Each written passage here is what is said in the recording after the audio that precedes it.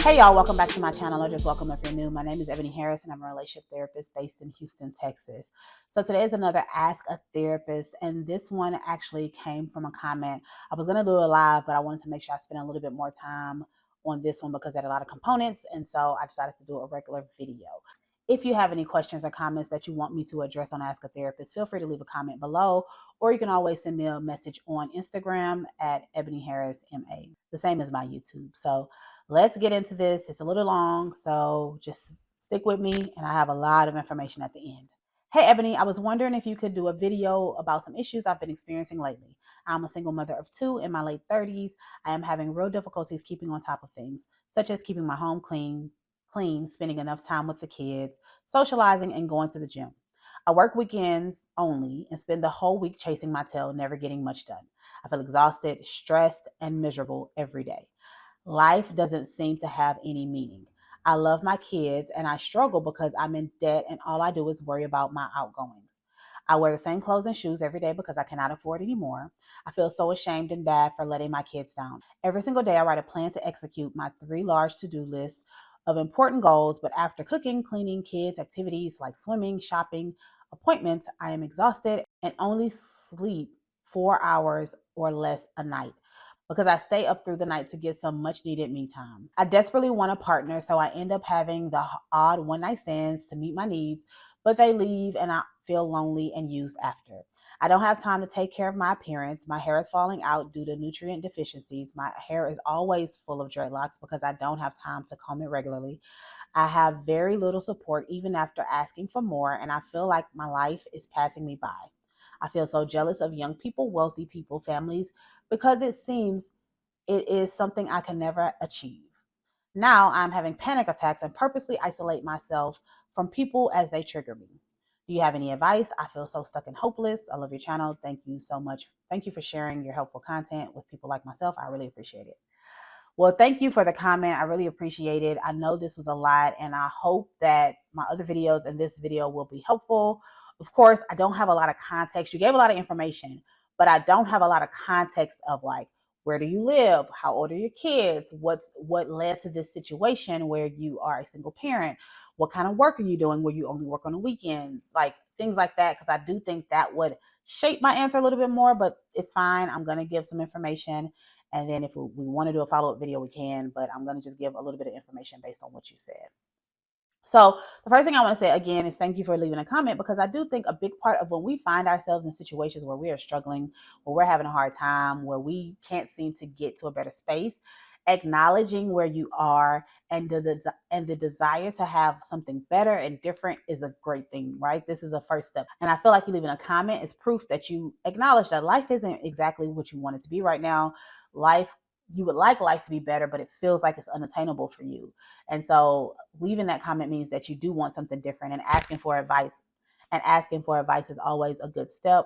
Oftentimes we struggle. The reason why I give advice on my channel, but I don't typically give advice in like my personal life, especially not with my clients. We don't give advice, is because it's so much to the story that me just kind of giving blanket advice, it kind of doesn't feel like it always resonates, right? Or it's like, well, my situation is so specific and so different, right? That it feels like you can't really listen to the advice. So I will say this: hear what I'm saying, take what you can, leave the rest. Just try to take something from this and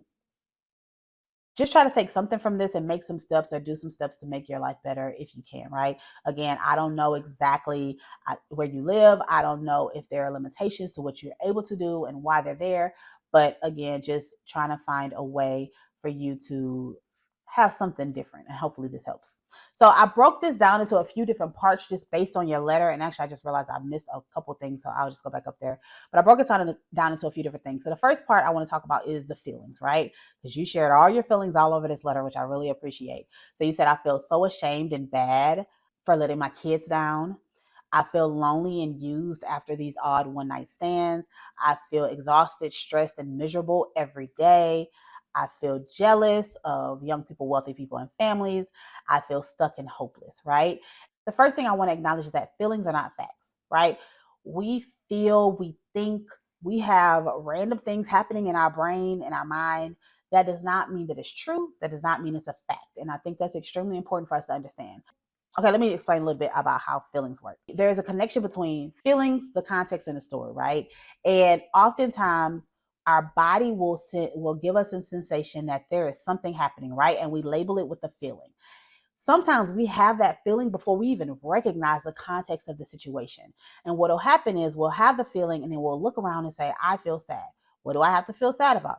Oh, I don't really have anything to feel sad about. I must feel sad about my life. Why am I sad about my life?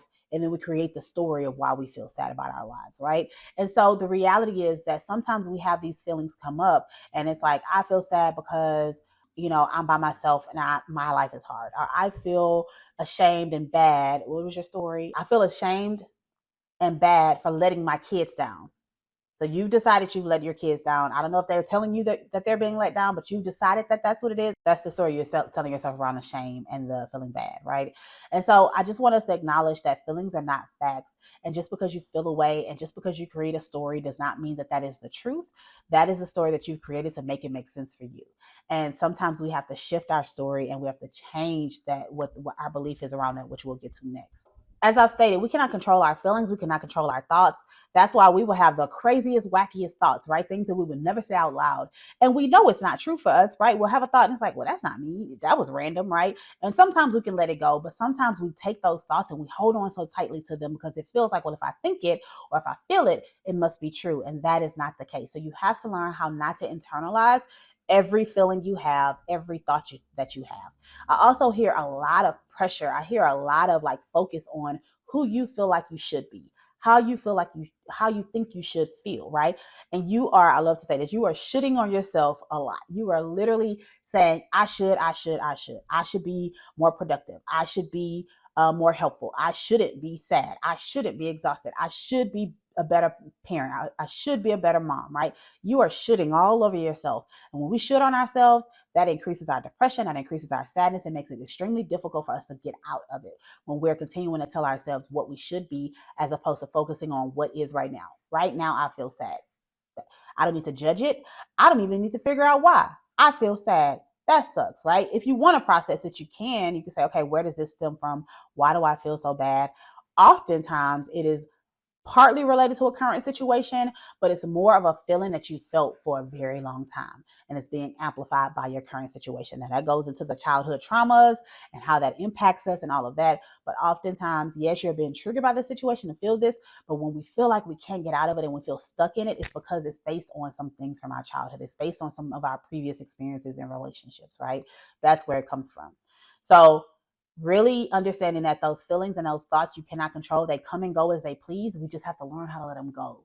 We have to learn how to let it go and not hold on so tightly to it and have it define who we are. You can feel ashamed and bad, but that is not who you are. You're not a shameful person. You are not a bad person. And that is where we struggle sometimes because we assume that if I feel it, this must be who I am. And that's not the case. So the next thing you were discussing were your beliefs. You said having real difficult times, difficulties keeping on top of things, not enough time, I'm exhausted, desperately want a partner, people trigger me. It was one other one that I didn't write down. My much needed me time. I have so much need. I need my me time. I need my me time, right? These are the beliefs that you have. And your beliefs are also putting a lot of pressure on you and creating the life that you have, right? The beliefs that there's not enough time in a day, the beliefs that I am so exhausted, I desperately need a partner. People trigger, those beliefs are creating issues, right? And while I cannot address each of them, because I feel like there's probably something behind each of those that needs to be addressed, it's probably something that is based in like, well, growing up, I believe this, or these are my experiences with people, or this is why my life is so unfair, right? It's something behind those beliefs that need to be addressed, but I cannot do all of that obviously in one video. But I just want you to understand the importance of the beliefs and the impact that the beliefs have on your reality, right? What we believe truly becomes our reality. So you said, I'm jealous of people, and then people started to trigger you, and now you have panic attacks and you isolate yourself from people. So that feeling of being jealous now turns into, now I'm triggered by people, now turns into I isolate myself even though I'm having panic attacks, right? You have now, that belief has now shown up in your life and now has created the reality of like, I don't have people around me because I isolate, because I am triggered and I believe that they trigger me, right? How can you shift those automatic negative beliefs that you have, right? If these are things that come up for you where it's like, oh, I'm triggered, oh, I'm having difficulties. There's not enough time. If those are the beliefs that continue to come up, let's talk about what the alternatives could be, right? And so we want to work on how do we shift our beliefs, because we have, again, thoughts we can't control. So they automatically come. But when they come, can you take a second and say, wait, is there an alternative to this, right? Is there another way I can think about this? So let's start with the first one, real difficulty keeping on top of things. Another way you could think about that is, all right, I have a lot to do and everything will not get done, and that's okay, right? Instead of it being, oh, I just have such a hard time keeping on top of things. I never can get things done. I'm always falling behind. How about we shift that? I have a lot to do and I'm not going to be able to do it all, and that's perfectly fine, right? There's not enough time, right? And that's a hard one because that is sometimes an ingrained belief that we have, that there is not enough time in a day. I can't get everything done. I'm not going to go into my rant. I almost triggered a rant from me, but I'm not going to. Alternative belief is there is plenty of time because I don't have to do anything, right?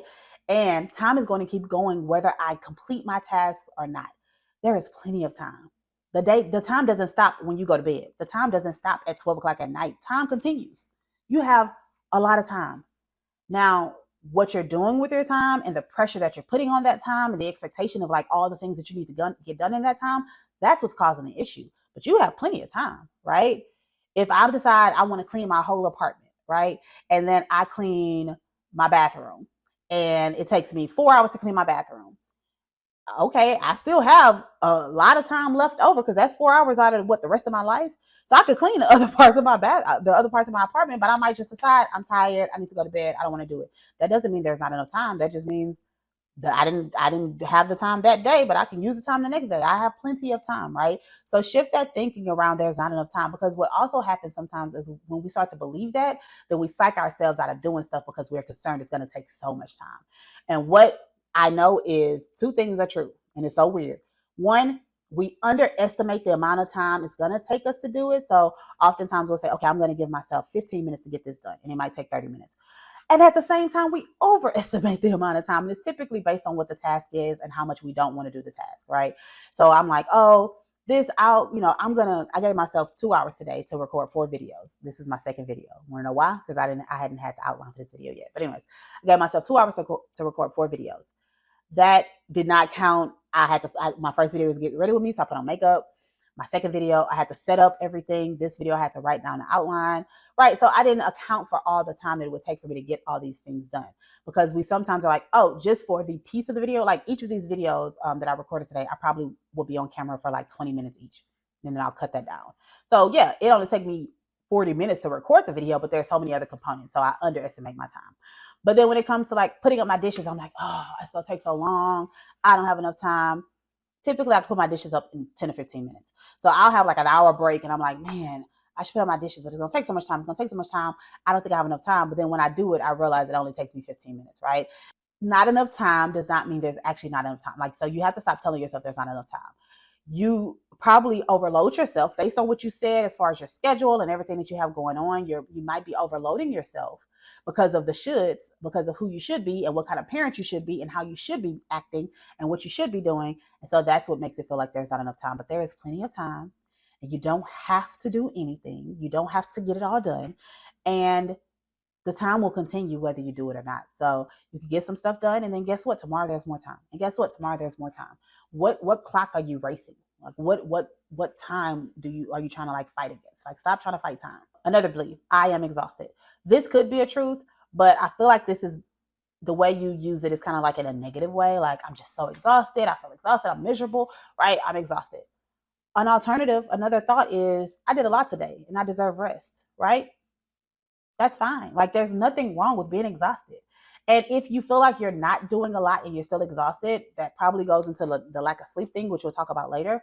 And it goes into probably your own mental, because there is a thing of mental exhaustion, there is decision fatigue, and there's physical exhaustion, right? There are all these different ways you can be exhausted. So just because you say, oh, well, I only did 3 things, I shouldn't be exhausted. How much were you beating yourself up about those 3 things? How much were you in your head all day, right? Is that mental exhaustion? How many decisions did you have to make today? Do you have decision fatigue, right? There are different forms of exhaustion. So Don't judge it. Just say, you know what? I did a lot today and I deserve rest, right? I am tired. I'm exhausted and there's nothing wrong with it. I desperately want a partner, right? So that's a belief. I'm desperate, right? You've decided that you're desperate. And you can shift that into being, I desire to share my life with someone, but I am okay whether they come or not, right? Because the reality is, as hard of a time as you're having, and I'm really, really sorry that you're having a hard time, you are still here and you're still managing and you're still going to work. You're still helping your kids. You're still managing to cook and clean some days, right? Sometimes we connect it to, well, I want help, right? I want support. And if I have a partner, they have to support me. But once you start to believe that, that's why you end up in these probably these one night stands, because you're seeking something, you're hoping to have a connection, you're hoping that they stick around, and then you convince yourself like, oh no, I know they're not going to stick around, this is just fun, but part of you hopes they do, right? And so you're kind of creating this cycle over and over again. And then people trigger me. I isolate myself because people trigger me. Another thought is, people bring up parts of me that aren't healed, and that is great. Now I know what I need to work on, right? Is it a bad thing that people trigger you? If we isolate ourselves, how do we know the areas we need to work on? If we isolate ourselves, how do we know that we have these wounds that haven't been healed yet, right? So, okay, people trigger me, that's why I'm not around them. Well, actually, I need to be triggered because I need to understand what I need to work on. I need to be triggered because I need to bring to the forefront and confront these areas that aren't healed yet, right? So people bring up parts of me that aren't healed, and that is great. Now I know what I need to work on, right? So those are just some alternative thoughts. Obviously, those may not all fit for you. If they do, that's great. If they don't, I just want you to take some time to think of, how can I look at this situation and shift my thinking, right? So you said a few things that are true, right? The money you make is not enough to support your current life, right? You say, I don't have enough money. I don't make enough money. That is true. But let me just say this. It is only true if you have literally sat down, looked at your expenses, looked at how you at your income and compared it, right? If you're just basing it on every month I don't have any money, you will be surprised. I talk about my like money journey, my wealth journey, whatever, in another video. And I discussed like how I was always in the space of like, oh, I don't have enough, I don't have enough, I don't have enough. And then I got a tax return back and my taxes had doubled. Like, the money I made that year had doubled from the year before. And I still felt like I didn't have enough. And I was like, well, wait a minute. Now, how do I still not have enough, right? If I made this much money this year. And so when I sat down and looked at my expenses, when I sat down and looked at my necessities, right? So you start with the necessities and your income. When I compared those two, I had money. I could afford my necessities. I could afford the place I live. I could afford my car. I could afford my insurance. I could afford to feed myself. I could afford my utilities. I could afford those main necessities that I needed. Now, when it went to the extra stuff, that's where I started to mess up, right? That's where it was like, oh, why am I going out to eat so much? Oh, why am I spending money on these activities when I don't have the money to spend right now, right? That's when I started to realize, okay, there are some areas I could pull back on. What I'm thinking is going to come up in your mind is, yes, the necessities, but also I have kids. And those kids mean I have to spend some extra money. And that's true, right? That's a part of your necessities. Part of your necessities is making sure your kids are fed and housed and clothed and have what they need. But the reality is, if you can't afford some of those extra activities, then you might have to find other alternatives for them for the time being until you can figure out the solution. If the truth is your necessities are more than the money you make, there are only two options. There are only two options. Make more money, lessen your expenses. Those are the only two options. We can't do magic with money. We can't do magic. So either I need to find a way to make more money. That means that maybe during the week, I need to work a couple of days a week. I need to do some freelance stuff online. I need to find a way to make a couple extra $100 or however much a month, or I need to lessen my expenses. Maybe I have to get a roommate.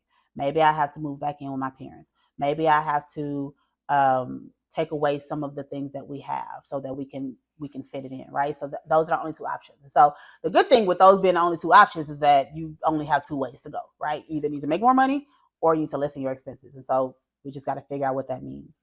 The next truth is, I'm having panic attacks.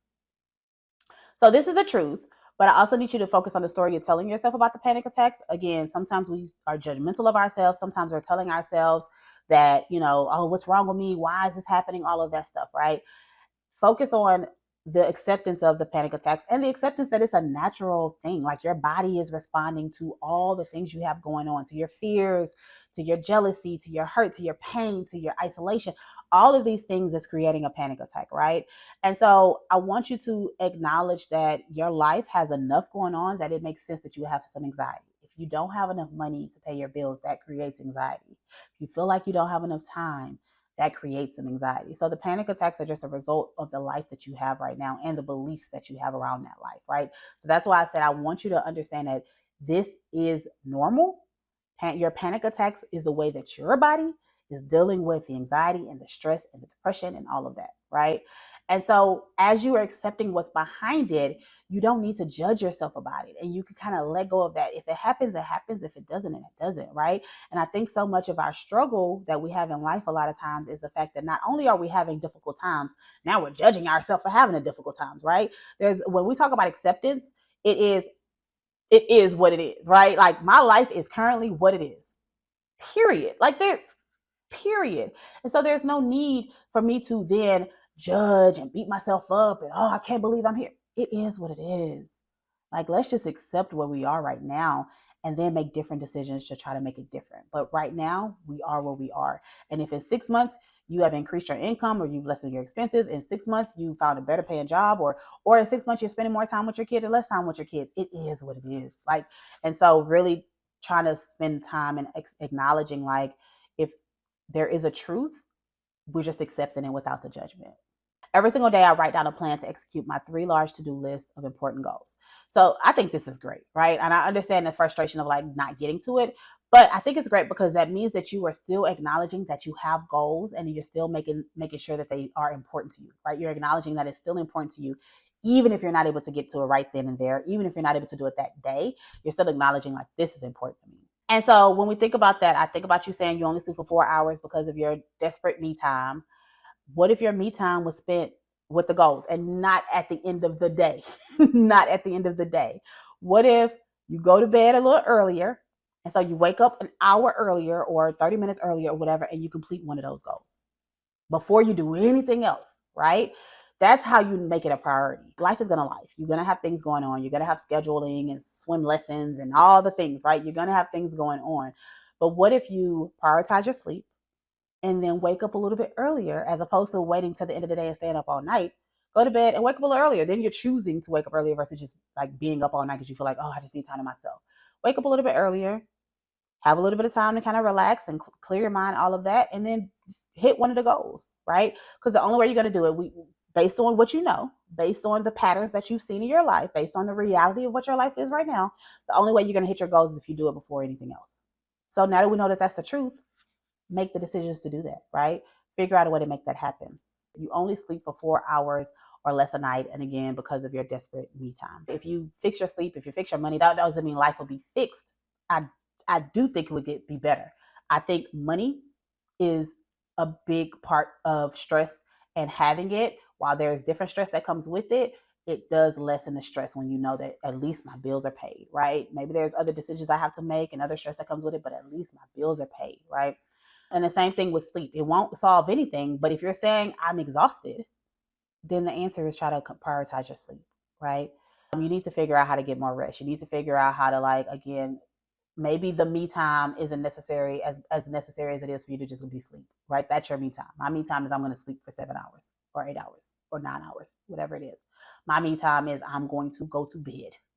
My me time is I'm going to create a ritual 30 minutes before I go to bed where I put my phone away, where I love on myself, I moisturize my hands, my body, I comb out my hair. That's me time. Combing out your hair is me time, right? So you're saying you need me time. How are you caring for yourself during your me time, or are you just laying there because you're tired? Nope, I'm going to care for myself. I'm going to love on myself right before I go to bed, and I'm going to go to bed at a decent hour, and I'm going to wake up those 30 minutes early to get the stuff done, right? And it's not going to say that you won't ever be exhausted, because again, we talked about the other types of exhaustion, but even if you have 10% more energy, even if you have a little bit more energy the next day, that can make a huge difference. And then imagine if every day you're starting to get a little bit more energy and a little bit more energy. We don't need you to be fixed. There's no such thing. We don't need you to be 100%. Oh, I got all the energy I could do it. No, we just need you to get a little bit better every day. That's it. Small percentages. 1% better every day. That's all.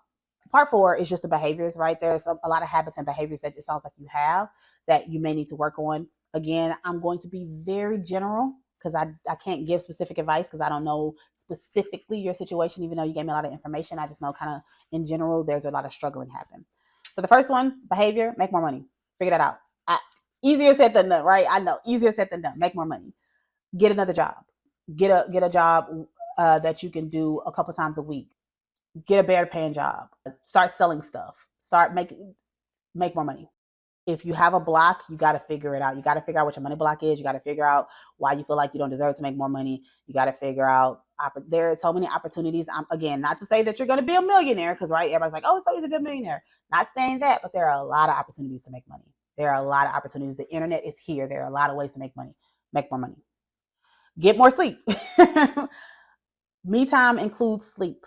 Me time is not just laying up, relaxing, scrolling, whatever. I don't know what your me time looks like, right? But me time includes sleep. Me time includes creating a ritual at night before you go to bed so that you can relax and go to bed. Me time means I have a notepad next to me. So if I have any ruminating thoughts that are continuing to come and I can't get out of it and I can't relax, let me write this down so I can think about it in the morning, right? Let me write this down. I'm not going to forget it. I'm writing it down. Tomorrow I will deal with it and I will process it and I'll really take some time, right? Figure out a ritual for you to get more sleep. You need to get more sleep. Acknowledge your negative thought patterns and then shift them, right? So that's us talking about the beliefs. Acknowledge that you have some automatic thoughts. You have some thoughts that automatically come up for you. Acknowledge that. But then take the time when you feel it, when you have the thought, take a moment to say, wait, that's an automatic thought. What's an alternative? What is another way I could think about this situation? What other truths could there be? This does not mean that this is a definite truth. What other truths could there be? Just because I believe it, just because I feel it, just because I think it, does not mean it's true. Are there some alternatives I can have? And start teaching your kids to help. I don't know how old your kids are. They may be baby. Maybe you got a 6-month-old and 1-year-old. I'm not sure. But I know kids like to help, especially when they're younger, right? So start teaching them to help. Make it a game. Make it fun. Do something where they are also taking some of that burden off of you, right? And you're teaching them responsibility and you're teaching them how to keep their stuff together or whatever it is, right? If they are above like 4, I think 2, but if they're above like 4, then one time a day, once a day, hey, we're gonna, have our clean up dance time, or we're gonna, I'm gonna have you go put your clothes up or whatever. Like give them, I mean, again, I don't know if they already have them, but give them some responsibilities as well. Take some of that pressure off yourself, but also understand that you not being on top of everything does not mean that you are letting them down, right? Some of this stuff, and again, I think a lot of times when we have these beliefs that come from our childhood, they may not even care whether or not you're on top of everything. They may not even know a difference. Life is just life for them, depending on how old they are. And so really just taking the time to spend time with them, taking the time, if you need to have a conversation, I mean, if you need to have them help you out, do that. But I think teaching them to help you more, as well as understanding that you probably aren't letting them down because you aren't staying on top of cleaning and going to the gym and all that kind of stuff, right? Easier said than done. But as I'm saying this stuff, if you're struggling, then you need to get outside support. If as I'm saying this stuff, you are automatically thinking about, nope, that won't work. Nope, can't do that. Nope, nope, nope. If your answer is automatically no, you need more support, right? Obviously, we're on the internet. I'm not going to be able to give you all the things, right? I can't be your therapist, but you need to find some support. You need to find therapy, individual therapy. If you can't afford individual therapy, group therapy is typically a little cheaper. If those both are difficult, there are a lot of options. Again, I don't know where you live, but there are options for typically free. If you go to like a university, they sometimes have free therapy there where you get it for free. If you're in the US and you have Medicaid, you can typically get therapy for free. If you go to any clinics or training places, they have like sliding scale, which means you can have a low cost. There are different options for finding a therapist. If you need me to do a full video on that, let me know. Or I could just give you some resources on that. But there are different ways to get a therapist. Also, look for like groups, like you're on YouTube, are you on Facebook, are you in the mom groups? Like look for support groups in your area. Look for times where you can go and spend time with other people that may be dealing with the same thing you're dealing with, right? So find some support groups or activities that with other people that have may be having a hard time as well. So I feel like the answer to all of this is I really think you do need, and I know you said you don't have it, but I think you need to find support and accountability, because I think you need both, right? You need the support, you need the validation, you need the spaces, the safe space to address these things, but you also need the accountability of someone saying, hey, we said this week, this is what we're going to try to do differently. How are you doing this week, right? So the answer is therapy. That's the easiest one, but like I said, I understand it's easier said than done. I understand that there are a lot of barriers to therapy that might make it hard to find someone, or maybe you haven't been able to find someone that you really enjoy, but I do think there are free and low cost options if you do choose to do therapy. Also, again, finding groups, finding other accountability partners or things like that may be helpful as well. But until you're able to find that support, I hope this was helpful. Again, it was a lot and I couldn't really go in depth, but I hope this was helpful to you. I hope this is helpful to anybody that's watching. I hope just there's some nuggets there around like understanding how our feelings, our beliefs, and our thoughts and all of that impact our world. And hopefully there are some changes that you feel like you can make. And hopefully there will be some steps that you can take away from this that you'll start implementing. Okay. If you enjoyed this, please subscribe. If this was helpful, subscribe, leave a comment down below. Until next time, thank you so much for watching. That's all.